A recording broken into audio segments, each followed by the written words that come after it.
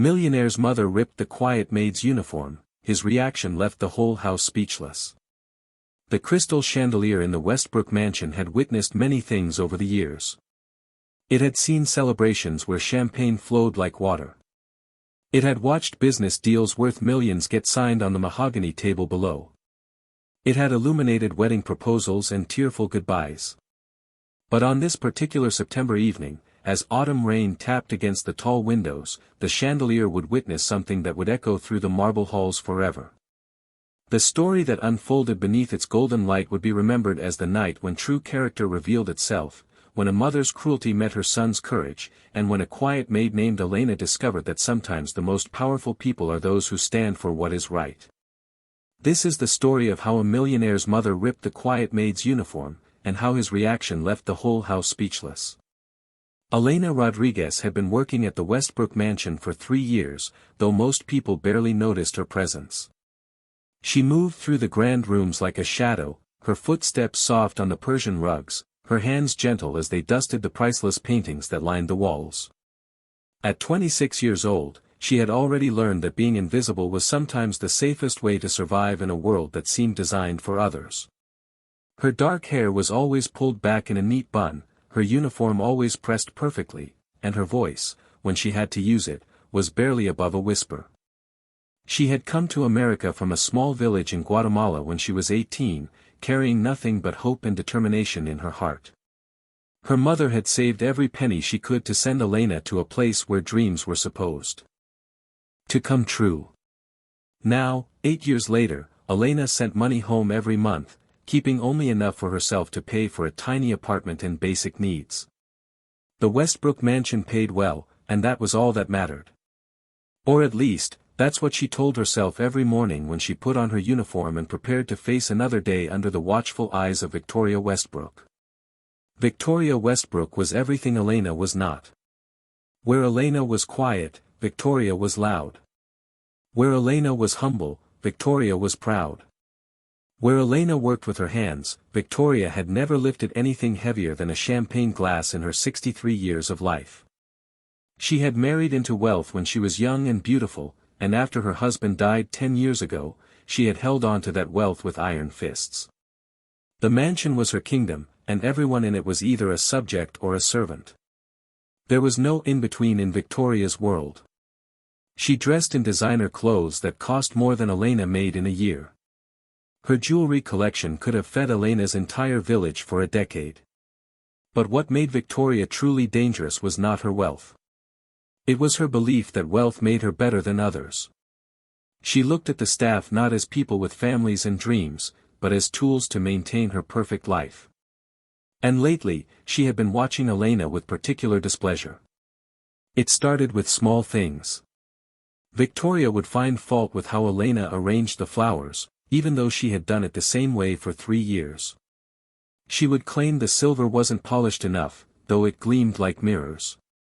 She would snap at Elena for walking too loudly, though the girl moved like a whisper through the house. The real problem, though Victoria would never admit it, was her son Daniel. Daniel Westbrook was 32 years old and had inherited his late father's kind heart along with his business empire.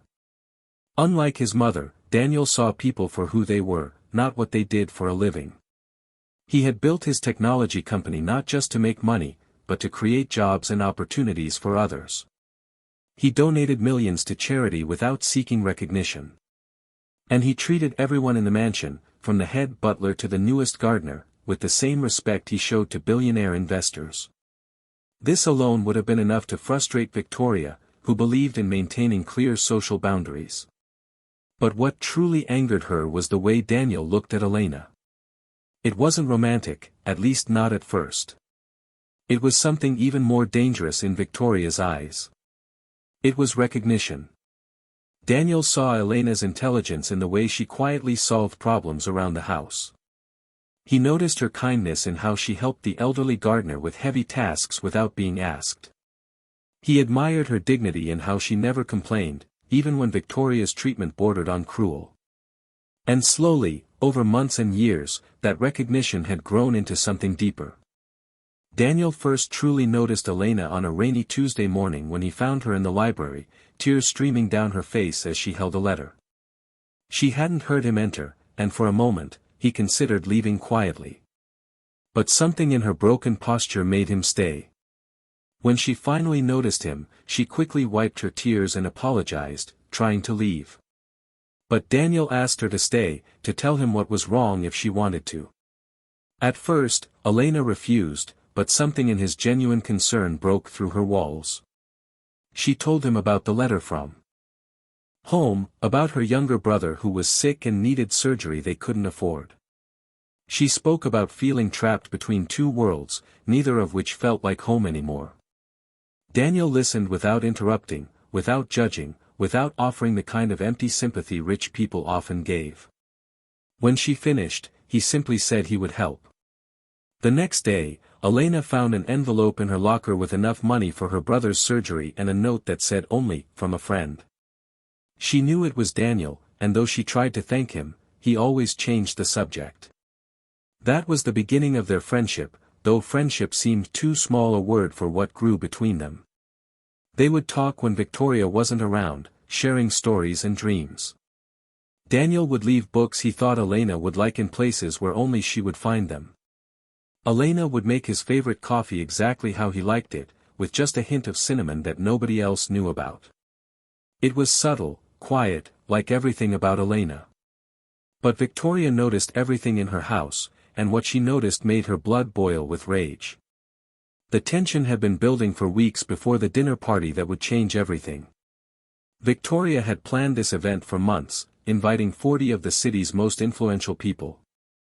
There were senators and CEOs, judges and celebrities, all coming to pay homage to the Westbrook name. Every detail had been orchestrated perfectly. The menu had been crafted by a Michelin-starred chef. The flowers had been flown in from Holland. The musicians had been borrowed from the city symphony. Everything was designed to showcase Victoria's power and sophistication. But beneath the surface preparation, Victoria had another plan.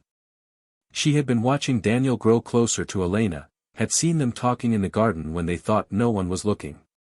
She had overheard Daniel defending Elena to his business partner who had made a dismissive comment about the staff. She had even caught Daniel helping Elena study for her online college courses, something Elena did late at night to improve her life. This could not continue. Victoria would not allow her son to throw away his life for a maid, no matter how pretty or sweet that maid might be.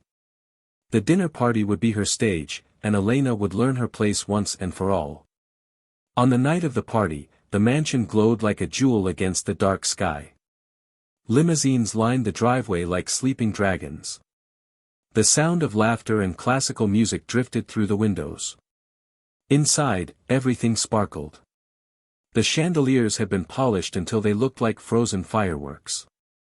The marble floors reflected the guests like mirrors. The dining room table, which could seat 50, was set with china that had belonged to royalty.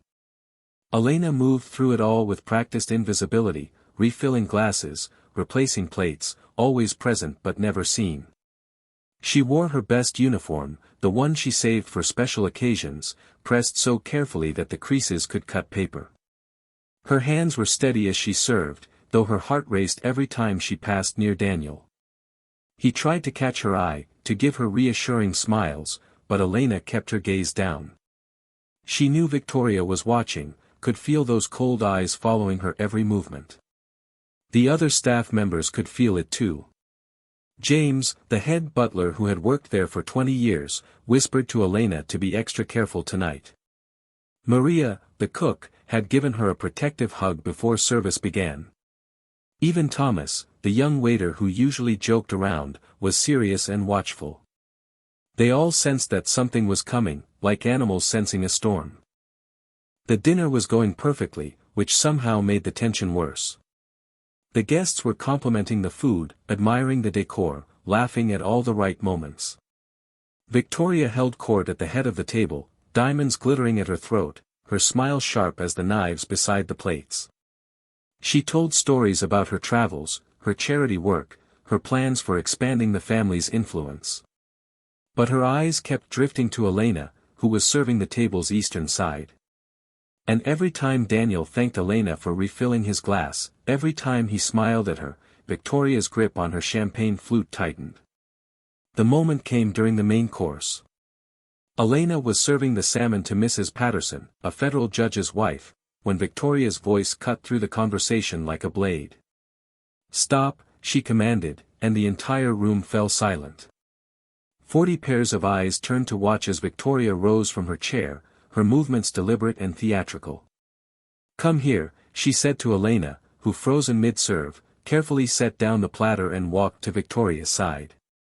Her training kept her posture straight, but inside, she was trembling. "Ladies and gentlemen," Victoria announced, her voice carrying to every corner of the room, "I want you all to observe something important about maintaining standards in one's home."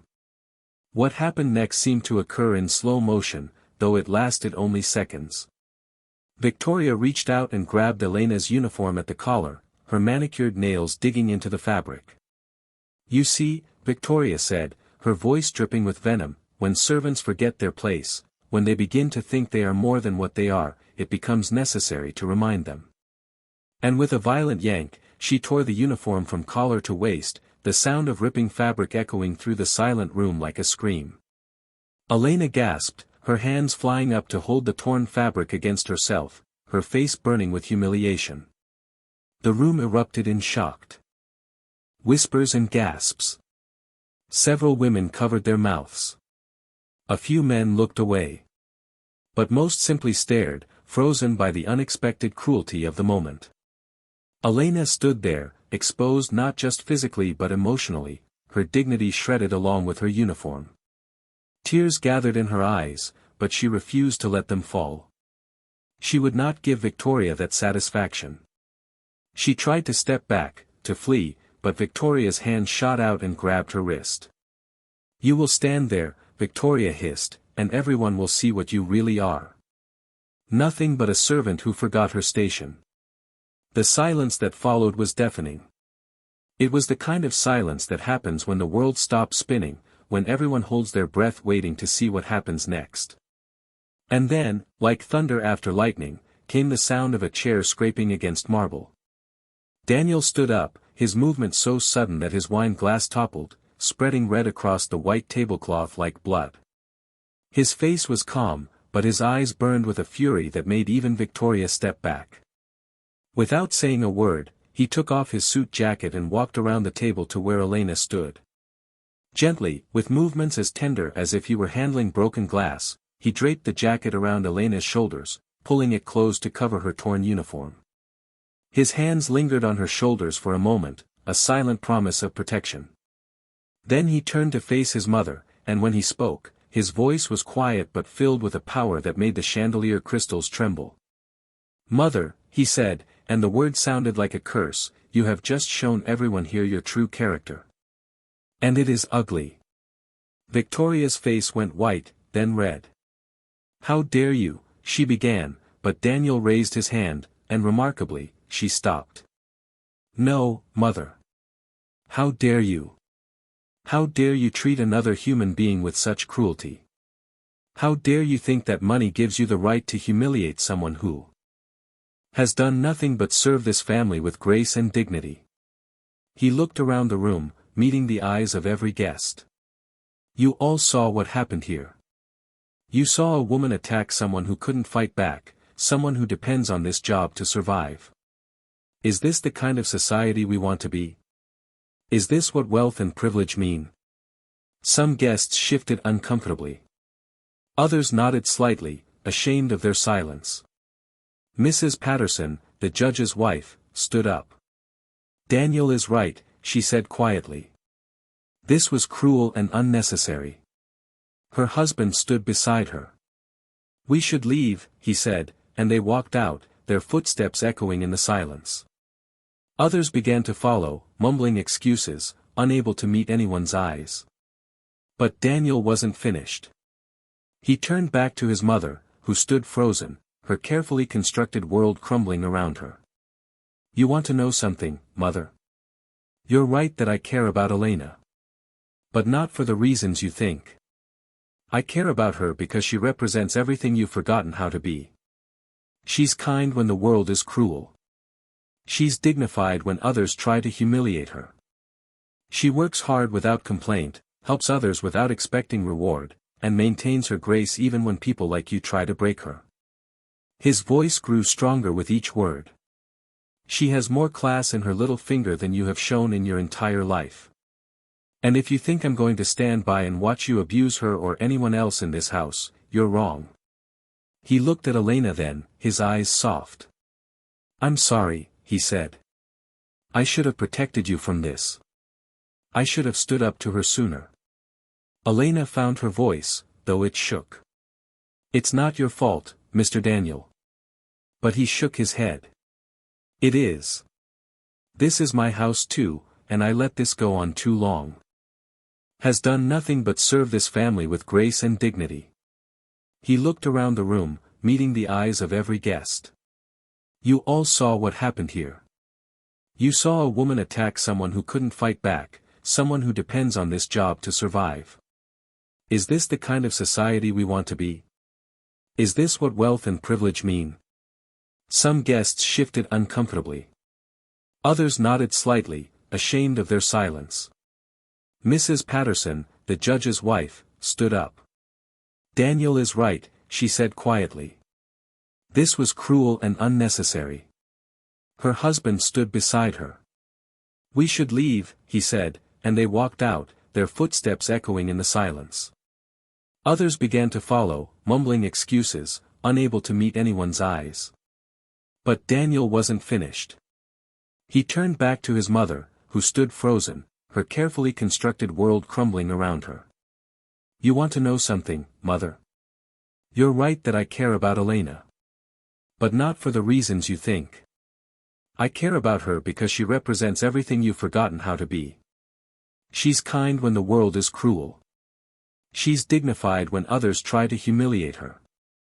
She works hard without complaint, helps others without expecting reward, and maintains her grace even when people like you try to break her. His voice grew stronger with each word. She has more class in her little finger than you have shown in your entire life. And if you think I'm going to stand by and watch you abuse her or anyone else in this house, you're wrong. He looked at Elena then, his eyes soft. I'm sorry, he said. I should have protected you from this. I should have stood up to her sooner. Elena found her voice, though it shook. It's not your fault, Mr. Daniel. But he shook his head. It is. This is my house too, and I let this go on too long. The remaining guests began to leave quietly, but not before several stopped to apologize to Elena. Mrs. Chen, a prominent businesswoman, pressed Elena's hand and said, I'm sorry we were all silent.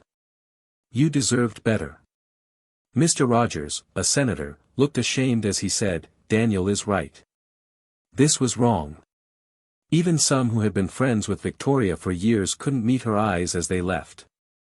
Soon, the grand dining room that had been filled with 40 of the city's most powerful people held only 3, Daniel, Elena, and Victoria. The table that had been set for royalty looked like a battlefield, wine staining the white cloth, chairs pushed back at odd angles, the perfect order destroyed. Victoria stood alone at her end, looking suddenly old and small despite her diamonds and designer dress. You'll regret this, she said to Daniel, but her voice had lost its power. You're destroying everything we built. Daniel walked over to his mother, and for a moment, his face softened with something like pity. No, Mother. We built nothing. We inherited it. And what good is inheriting wealth if we lose our souls in the process? Over the following days, the story spread through the city like wildfire. The prestigious Westbrook family was in scandal. Victoria Westbrook had attacked a maid at her own dinner party. Daniel Westbrook had defended the servant and banished his mother. The reactions were mixed. Some of Victoria's old friends rallied to her defense, claiming Daniel had lost his mind. But many others, especially younger people who knew Daniel through business, supported him. They had seen his integrity in action and weren't surprised he had stood up for what was right. Several prominent families even made a point of hiring staff from minority backgrounds and improving their working conditions, not wanting to be seen as the next Victoria Westbrook. The newspaper ran editorials about wealth and responsibility. The country club where Victoria held court suddenly found her table empty, as former friends distanced themselves from the scandal. In the Westbrook mansion, life changed dramatically. Victoria moved to the family's penthouse in the city, unable to bear the shame of staying in a house where the staff no longer bowed to her every whim. She tried to maintain her lifestyle, but found that respect, once lost, was impossible to buy back. The invitations stopped coming. The phone stopped ringing. She was wealthy but alone, powerful but friendless, everything but happy. Meanwhile, the mansion transformed under Daniel's leadership. He raised all the staff's salaries, set up education funds for those who wanted to study, and created a foundation to help immigrant workers pursue their dreams. The house that had once felt cold and formal became warm and alive. Staff members smiled as they worked. Laughter echoed through the halls. The invisible barriers between employer and employee began to dissolve. Elena struggled with the changes at first. She had been invisible for so long that being seen felt dangerous. When Daniel insisted she join him for meals instead of serving them, she could barely eat from nervousness. When he hired tutors to help with her studies, she felt guilty about the expense. But slowly, carefully, like a flower opening to the sun, she began to believe that maybe she deserved good things too. Her brother's surgery in Guatemala was successful, and her family cried with joy when she told them about Daniel's kindness. She enrolled in university full-time, studying business and social work, wanting to help others the way she had been helped. And through it all, Daniel was there, supportive but respectful, never pushing, always patient. One evening, 6 months after the dinner party, Elena found Daniel in the library where they had first really talked. He was reading, but looked up when she entered. She wasn't wearing a uniform anymore, just simple clothes that made her look like the college student she now was. "I wanted to thank you," she said, though she had thanked him 100 times before. "You changed my life." Daniel closed his book and stood up. "No, Elena. You changed mine. You showed me that courage isn't about grand gestures. It's about dignity in small moments. You taught me that true strength is staying kind when the world gives you every reason to be bitter." They stood there, in the same room where she had cried about her brother, where he had first seen her as more than a servant. The distance between them was just a few feet, but it represented a journey of miles, from employer and employee to something approaching equals. "I love you," Daniel said suddenly, the words hanging in the air like stars. "I've loved you since I saw you helping Mr. Chen with his arthritis, since I watched you study late into the night, since you smiled at me even when my mother was cruel to you. I love your strength and your gentleness, your ambition and your humility. I love you, Elena, and I don't care what anyone thinks about it." Elena's eyes filled with tears, but this time they were tears of joy. "I love you too," she whispered, the words feeling strange and wonderful on her tongue. "But Daniel, the world outside, they'll never accept us. Your business partners, your friends, society." Daniel stepped closer and took her hands. "Then we'll make our own world.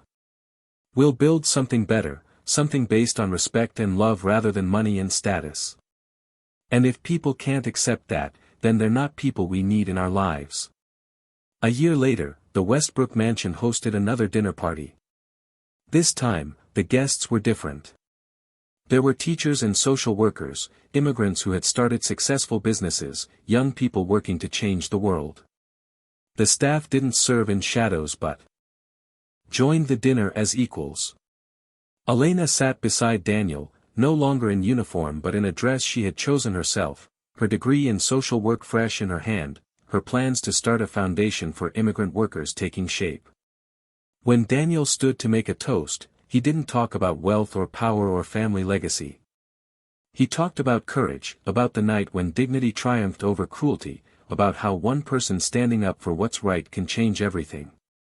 He looked at Elena as he spoke, and everyone could see the love between them, pure and powerful and unashamed. Victoria heard about the dinner from her penthouse, alone except for the hired help she could no longer look in the eye. She had all her wealth, all her jewels, all her designer clothes, but she had lost everything that mattered. Her son, her reputation, her community, all sacrificed on the altar of her pride. She thought about that night often, about the sound of fabric tearing, about the silence that followed, about her son's eyes as he chose a maid over his mother. She told herself she was right, that standards had to be maintained, that Elena had gotten above herself. But late at night, when the penthouse felt like a prison and the silence pressed against her like a weight, she wondered if perhaps she had torn more than just a uniform. Perhaps she had torn the fabric of her own life, and unlike cloth, it could never be mended. The wedding was small and beautiful. Elena wore her mother's wedding dress, sent from Guatemala and altered with love. Daniel wore a simple suit, nothing like the expensive ones he usually favored. They were married in the mansion's garden, where they had shared so many secret conversations. The staff, who had become family, cried with joy. Even James, the proper English butler, had to wipe his eyes. Maria cooked a feast that mixed American tradition with Guatemalan flavors. Thomas made a speech that had everyone laughing and crying at the same time. As Elena and Daniel danced their first dance, the chandelier that had witnessed that terrible night now witnessed something beautiful, two people who had found each other across impossible distances, who had stood up to cruelty with courage, who had chosen love over convention. Years passed. The Westbrook Foundation became one of the most respected charities in the country, helping thousands of immigrant workers achieve their dreams. Elena became its director, her own experience giving her unique insight into the challenges faced by those who came to America seeking better lives. Daniel's business thrived, perhaps because he treated every employee, from janitor to executive, with the same respect. They had children who grew up understanding that every person has value, that kindness is strength, that standing up for others is not just right but necessary. The mansion became known not for its wealth but for its warmth, not for its exclusivity but for its inclusivity. And somewhere in the city, in a penthouse that felt more like a tomb, Victoria Westbrook grew older and lonelier, surrounded by everything money could buy except the one thing it couldn't, the love and respect of those who mattered. The story of that night became legend in certain circles. Servants in other houses whispered about it, taking courage from Elena's dignity and Daniel's stand. Rich children rebelling against their parents' prejudices cited it as inspiration. It became more than just a scandal, it became a symbol of changing times, of a generation that valued character over class, substance over status. Universities taught it in sociology classes as an example of social transformation. Writers penned novels inspired by it. It proved that sometimes, in a world that seems fixed in its cruelties, one moment of courage can crack the foundations of injustice. Elena often thought about that night, not with pain but with something approaching gratitude. Not for the humiliation, never for that, but for what came after. For Daniel's jacket around her shoulders. For his voice defending her dignity. For the guests who finally stood up and walked out. For the changes that followed. She thought about Victoria too, with something that had evolved from anger to pity. How sad it must be, Elena thought, to have everything and yet have nothing. To be so afraid of losing status that you lose your humanity. To clutch privilege so tightly that love slips through your fingers. When her children asked about their grandmother, Elena told them the truth but without bitterness. She taught them that cruelty often comes from fear, that prejudice is learned not born, that anyone can change if they choose to. Though Victoria never did. On the 10th anniversary of that night, Daniel surprised Elena with something special. He had tracked down every guest who had been at that dinner and invited them back. Not for grandeur or showing off, but for redemption. Many came, older now, wiser perhaps, certainly more conscious of how they treated others. Mrs. Patterson, now a judge herself, spoke about how that night had changed her perspective on justice and dignity. Mr. Rogers, still a senator, had passed legislation protecting domestic workers' rights. Even Margaret Dawson, Victoria's former best friend, came to apologize to Elena personally, tears in her eyes as she asked for forgiveness for her years of silent complicity. The dinner was simple but meaningful. No one was served by shadows. Everyone served each other. Stories were shared about changes made, prejudices overcome, kindness chosen over cruelty. The chandelier overhead seemed to glow brighter, as if it too was pleased with the transformation it witnessed. As the evening ended and the last guest left, Elena and Daniel stood in the dining room where it had all happened. The table was cleared, the chairs pushed in, everything peaceful. "Do you ever regret it?" Elena asked. "That night? The way everything changed?" Daniel pulled her close, kissing the top of her head. "The only thing I regret is not standing up sooner. Not protecting you from the first cruel word, the first unfair treatment."